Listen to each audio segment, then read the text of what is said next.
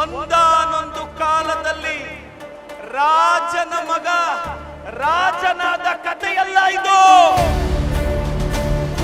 ಈಗಿನ ಕಾಲದಲ್ಲಿ ಬಡವನ ಮಗ ರಾಜನಾದ ರಾಮನಾದ ಸಿದ್ದರಾಮಯ್ಯನ ಕಥೆ ಇದು. ಅಹಿಂದ ವರ್ಗದ ಧ್ವನಿಯ ಕಥೆ ಇದು. ಕರ್ನಾಟಕದ ರಾಜಕಾರಣದಲ್ಲಿ 3 ಜನ ತ್ರಿಮೂರ್ತಿಗಳಿದ್ದಾರೆ. ಒಂದು ದಲಿತ ಸಮುದಾಯದಲ್ಲಿ ಹುಟ್ಟಿ ಬಡತನದಲ್ಲಿ ಬೆಳೆದು ಎಐಸಿಸಿ ಅಧ್ಯಕ್ಷರಾದಂತ ಮಲ್ಲಿಕಾರ್ಜುನ್ ಖರ್ಗೆ ಸಾಹೇಬರು ನಮ್ಮ ಭರವಸೆ.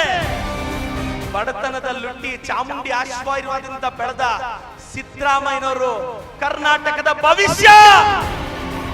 ಕನಕಪುರದ ರೈತನ ಮಗ ಈ ರಾಜ್ಯದ ಉಪಮುಖ್ಯಮಂತ್ರಿ ಆಗಿರೋದು ನಮ್ಮ ಭರವಸೆ. ಹಳ್ಳಿಯಲ್ಲಿ ಹುಟ್ಟಿದ ಸಿದ್ದರಾಮಯ್ಯನ ಸತ್ತು ದಿಲ್ಲಿಯಲ್ಲೇ 15 ಬಜೆಟ್ ಮಂಡಿಸಿದ್ದಾರೆ ಅಂದ್ರೆ ಸಿದ್ದರಾಮಯ್ಯನಂತ ಗಂಡಿಸ್ಬೇಕೇನಣ್ಣ?